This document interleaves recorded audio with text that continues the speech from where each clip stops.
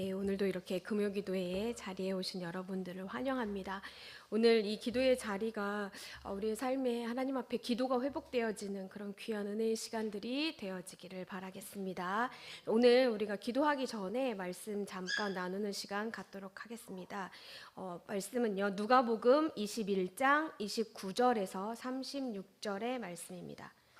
누가복음 21장 29절에서 36절의 말씀이고요.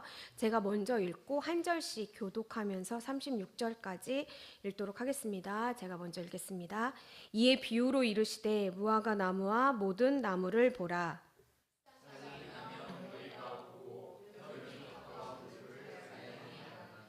이와 같이 너희가 이런 일이 일어나는 것을 보거든 하나님의 나라가 가까이 온 줄을 알라.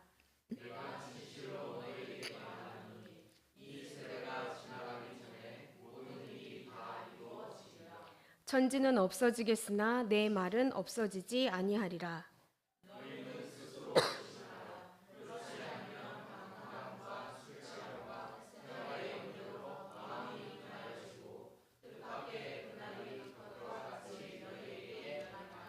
이날은 온 지구상에 거하는 모든 사람에게 임하리라. 이러므로 너희는 장차 올 이 모든 일을 능히 피하고 인자 앞에 서도록 항상 기도하며 깨어 있으라 하시니라. 아멘. 네. 오늘은 이 말씀을 가지고 때를 분별하고 깨어 기도하라 라는 제목으로 잠깐 말씀을 나눠보도록 하겠습니다. 요즘 여러분들의 삶은 어떠신가요?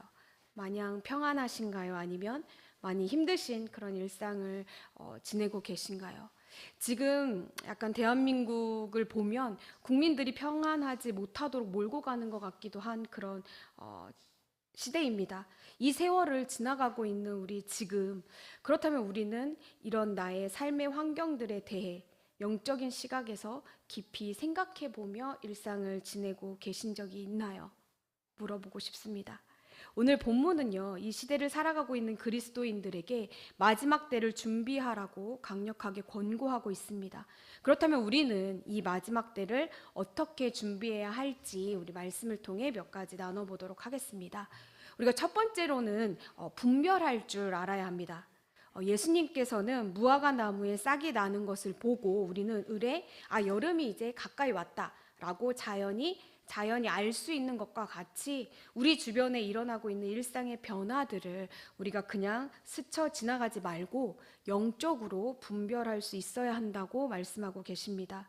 내 일상에서 일어나고 있는 변화들에 주목할 필요가 있다는 거죠. 더 나아가 가정과 교회 그리고 사회 전반에서 일어나고 있는 상황들을 그냥 지나치지 말고 주목하고 그 안에서 하나님의 뜻을 발견할 수 있는 그런 영적 분별력이 이 시대 우리 그리스도인들에게 필요합니다.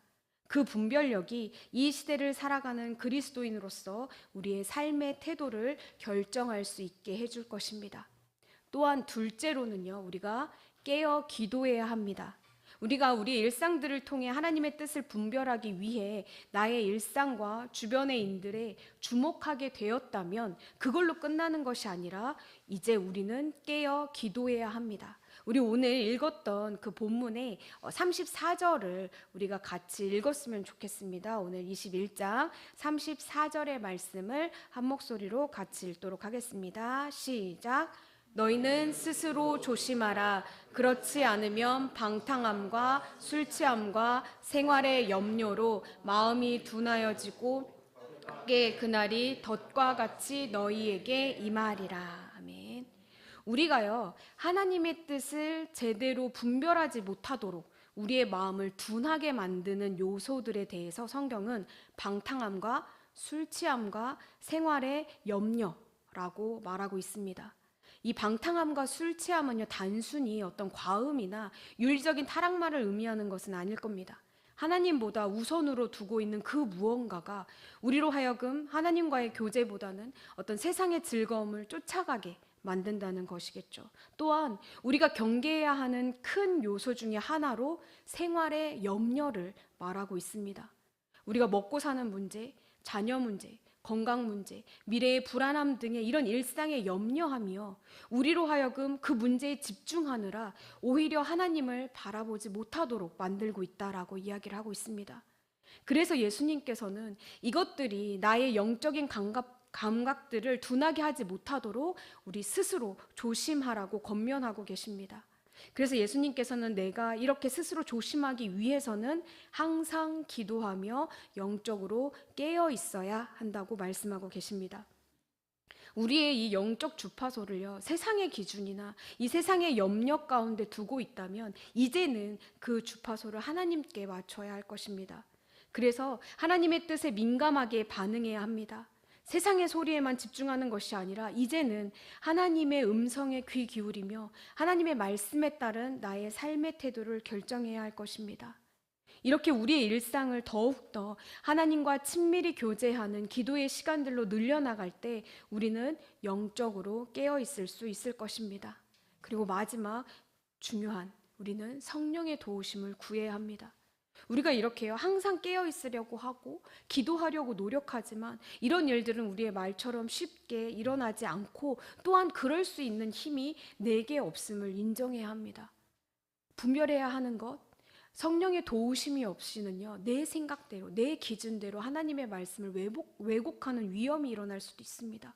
그리고 내가 스스로 조심하려고 해도 나의 이런 어떤 생활의 염려와 방탕함과 술 취함으로 인해 나의 영적인 부분들이 무감각해진다면 내가 깨어있고자 노력해도 우리의 영적인 것들이 무감각해질 수밖에 없습니다. 그렇기 때문에 우리는요, 늘 우리를 위해 중보하시고 내게 능력 주시는 성령님의 도우심을 구해야 할 것입니다.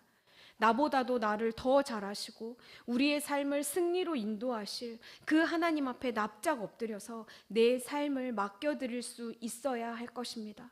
우리가 이 시간에요, 영적인 어두움이 깊어질수록 우리는 더욱더 하나님의 음성에 귀 기울이며 우리의 마음이 생활의 염려로 인하여 둔하여지지 않도록 항상 기도할 수 있는 그런 하나님의 자녀로 살아가기로 결단하는 그런 믿음의 시간들이 되어지기를 간절히 소망합니다.